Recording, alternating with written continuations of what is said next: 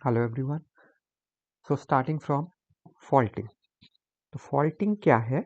When tensional forces they pull the rocks apart और away from each other, it results in the formation of faults. तो folding में compressional forces होती हैं mainly, और faulting में mainly tensional forces act करती हैं which pull the rocks apart. So it results in the formation of faults. एक दरार बन जाती है। Faults क्या हैं? These are the fractures through which the primary surfaces are broken and displaced with the loss of continuity. Faults क्या हैं? ऐसे फ्रैक्चर हैं अर्थ के सरफेस में जहाँ पे अर्थ का जो प्राइमरी सरफेस है, जो क्रस्ट है, वो टूट जाता है और नीचे से जो अर्थ का मटेरियल है, फॉर एग्जांपल मैग्मा है, वो अर्थ के सरफेस पे आ सकता है। तो फ्रैक्चर तो है ही, साथ में वो डिस्प्लेस्ड भी है with the loss of continuity. ये डिफरेंस है फोल्डिंग और फॉल्टिंग में। फोल्डिंग में there was continuity, continuity maintain की गई थी उसमें, बट फॉल्टिंग में there is loss of continuity, continuity नहीं रहती, सर्फेसेस जो है वो अलग हो जाते हैं। Then we come on to the types of faulting. Types of faulting में first one is normal fault.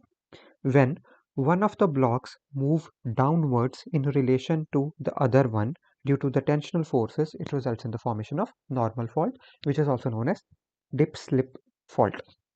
तो यहाँ पे क्या है, स्ट्रेसेस लग रही हैं, तो एक जो ब्लॉक है वो दूसरे के कंपैरिजन में नीचे मूव कर जाता है। ये ब्लॉक ऊंचा रह गया और ये वाला ब्लॉक नीचे चला गया because of the tensional forces. Tensional stresses जो है they tend to pull away from each other, तो एक दूसरे को दूर खींचने की कोशिश कर रही हैं ये दोनों ब्लॉक्स में। तो नॉर्मल फॉल्ट में क्या होता है, because of this tensional forces जो कि इन ब्लॉक्स को एक दूसरे से दूर करती हैं, तो उसमें एक ब्लॉक क्या है जो दूसरे से नीचे लेवल में मूव कर जाता है। One blocks move downwards in relation to the other one because of this tensional forces. तो इससे जो फॉल्ट बनता है that is called normal fault. तो एक सर्फेस इस हाइट पे है, दूसरा मूव करके नीचे हो गया। So this is normal fault, also known as dip slip fault. The second one is reverse fault. Reverse fault में क्या है?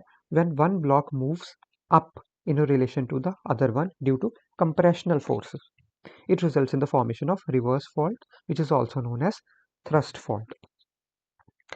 तो जो faulting है इसमें यहाँ पे टेंशनल फोर्स तो लग रही थी, बट इसमें कंप्रेशनल फोर्सेस भी लगती हैं। तो फॉल्टिंग में ऐसा नहीं है कि सिर्फ टेंशनल फोर्सेस हैं जिससे रॉक्स दूर जाती हैं, साथ में इसमें टेंशनल के साथ साथ में कंप्रेशनल फोर्सेस भी लगती हैं। For example in case of reverse fault where one block moves up in relation to other, जो नॉर्मल फॉल्ट था उसमें एक ब्लॉक दूसरे के कंपैरिजन में नीचे जा रहा था, वाइल रिवर्स फॉल्ट तो इसका नाम ही रिवर्स है तो उल्टा होगा, इसमें नीचे जाने की बजाय ऊपर जाएगा। तो एक ब्लॉक इसमें ऊपर जाएगा in comparison to the other. तो इसमें कंप्रेशनल फोर्सेस हैं ऐसे जो एक तरफ इनको कंप्रेस कर रही हैं एक दूसरे की तरफ। तो इस केस में क्या होगा, एक ब्लॉक जो है वो दूसरे के कंपैरिजन में थोड़ा सा उठ जाएगा, ऊपर को मूव कर जाएगा because of these compressional forces which will result in the formation of reverse fault, which is also known as thrust fault. Now the third one is transform fault. इसमें क्या होता है, when both the blocks they move across each other without any vertical movement। तो इसमें first one में क्या था, normal fault में नीचे जा रहा था एक ब्लॉक, रिवर्स फॉल्ट में एक ब्लॉक ऊपर जा रहा था, वाइल जो ट्रांसफॉर्म फॉल्ट है इसमें ना ऊपर जाएगा ना नीचे जाएगा, ये they will pass slide each other. तो एक ऐसे, फॉर एग्जांपल इस डायग्राम में देखें तो एक इस तरफ को जा रहा है और एक इस तरफ को जा रहा है, तो they will slide past each other, एक दूसरे को क्रॉस कर जाएंगे, कोई वर्टिकल मूवमेंट नहीं होगी, कोई ब्लॉक ऊपर या नीचे नहीं जाएगा, बस एक दूसरे को ऐसे स्लाइड करके ये पास कर जाएंगे। This is called transform fault which is also known as strike slip fault. तो एक ब्लॉक ऐसे जा रहा है, एक ब्लॉक ऐसे जा रहा है, कोई इसमें वर्टिकल मूवमेंट नहीं होगी, बस ऑपोजिट डायरेक्शन में ये प्लेट्स जो है वे मूव कर जाएंगी। This is called transform fault. Now in a fault the upthrust block is called host. जो ऊपर उठा हुआ है, जैसे इस डायग्राम में हम देखें तो ये जो पार्ट ऊपर उठ गया है, हमने देखा था एक पार्ट नीचे जा रहा है एक पार्ट ऊपर आ रहा है, तो जो ये ऊपर वाला पार्ट है, ऊपर उठा हुआ पार्ट है, that is called Horst, which forms the block mountains. तो इन हॉर्स्ट से ब्लॉक माउंटेन्स बनती है। ये जो पार्ट उठे हुए हैं इनसे ब्लॉक माउंटेन्स बनती है। While the down dropped block, जो नीचे रह गया, that is called graben. This one, जो नीचे रह गया पार्ट, उसको ग्रैबन बोलते हैं और इनसे रिफ्ट वैलीज बनती हैं। तो अगर हम लोग इस डायग्राम में देखें तो ये जो पार्ट ऊपर उठ गया, इससे ब्लॉक माउंटेन्स बन गई हॉर्स्ट से, और ये जो नीचे वैली वाला पार्ट है जिसको ग्रैबन बोलते हैं, उसमें रिफ्ट वैली बन गई। तो ऊपर वाला पार्ट इज हॉर्स्ट, नीचे वाला पार्ट इज ग्रैबन। इसमें माउंटेन बनेगी ब्लॉक माउंटेन, और इसमें रिफ्ट वैली बनेगी। For example we can see in this picture, ये जो ब्लॉक माउंटेन्स है इस साइड पे भी और इस साइड पे भी, और बीच में ये एक रिफ्ट वैली है। Now we come on to the difference between folding and faulting. तो फोल्डिंग में क्या है? It occurs when the earth's rock layers become folded, simple.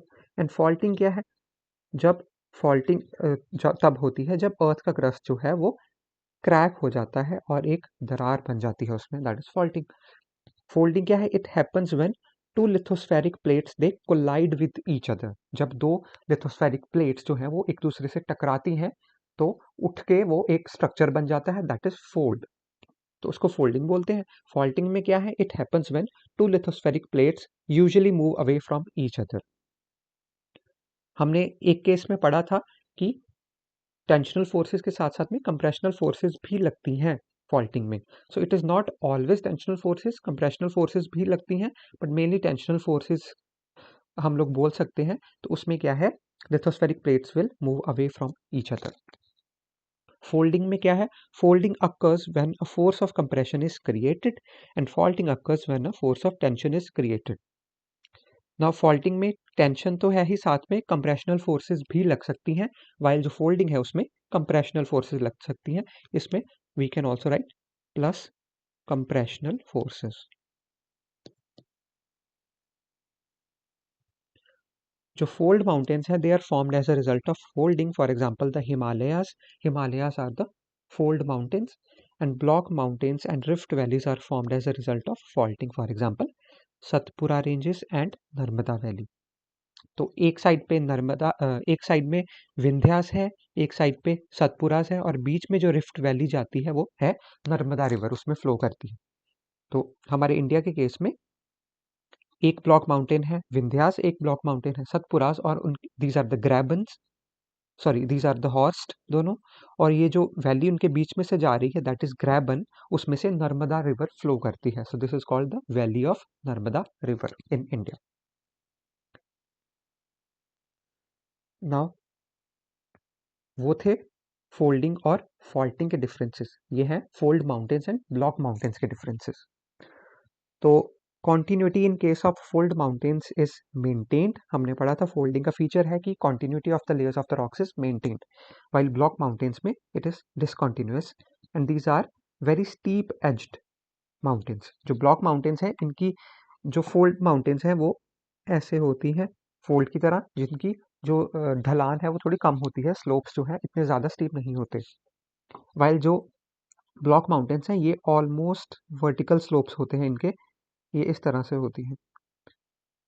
तो इनके ब्लॉक माउंटेन्स के जो एजेस हैं वो बहुत स्टीप होते हैं। फोर्सेस की बात करें तो फोल्ड माउंटेन्स में कंप्रेशनल फोर्सेस मेनली एक्ट करती हैं, और ब्लॉक माउंटेन्स में both compressional as well as tensional forces. Mainly अगर बोलें तो टेंशनल फोर्सेस बोल सकते हैं, बट साथ में कंप्रेशनल फोर्सेस वाले केसेस भी हैं। लेंथ की बात करें तो fold mountains are longer while the block mountains are shorter. Width की बात करें तो फोल्ड माउंटेन्स आर शॉर्टर, ये इतनी ज़्यादा वाइड नहीं होती, वाइल ब्लॉक माउंटेन्स ज़्यादा वाइड होती हैं। हाइट की बात करें तो fold mountains are more tall while block mountains are less tall. Examples हैं फोल्ड माउंटेन्स की Himalayas, Andes, Rockies, Appalachians, Alps, Atlas etcetera. तो जितनी भी बड़ी माउंटेन रेंजेस हैं mostly these are fold mountains. और ब्लॉक माउंटेन्स की बात करें तो इंडिया में है विंध्यास और सतपुरास, और इनकी रिफ्ट वैली में नर्मदा रिवर जो है वो फ्लो करती है। ऐसे ही यूरोप की बात करें तो ब्लैक फॉरेस्ट, एंड हंसरक माउंटेन्स, और इनके बीच की जो रिफ्ट वैली है उसमें फ्लो करती है Rhine river. So these are the differences between fold and block mountains. Picture में हम लोग देखें तो these are the fold mountains, for example Himalayas, while these are the block mountains. You can see कि इनके edges कितने steep हैं. So these are steep edged. These are also steep edged, but इतने steep नहीं होते जितने कि ब्लॉक माउंटेन्स के होते हैं. While जो फोल्ड माउंटेन्स है इनकी हाइट काफ़ी ज़्यादा होती है. For example Himalayas are the tallest mountain ranges on the continental mass of the earth. While जो ब्लॉक माउंटेन्स हैं वो उतनी ज़्यादा हाइट की नहीं होती. Again these are the Himalayas और this is the rift valley. यहाँ पे बीच में से रिफ्ट वैली जाएगी और ये है विंध्यास जो कि इंडिया में है. तो यहाँ पे इनके जो एजेस हैं वे काफ़ी ज़्यादा स्टीप होते हैं. एग्जैक्टली 90 डिग्री तो नहीं होंगे, कुछ कुछ जगह पे हो भी सकते हैं, but these are very steep edged. ऐसे एक ऊपर आपको एक प्लेट्यू जैसा सरफेस दिखेगा और उसके बाद में एकदम से ड्रॉप होगा. These are in the block mountains while these are the fold mountains जैसे कि हिमालयास.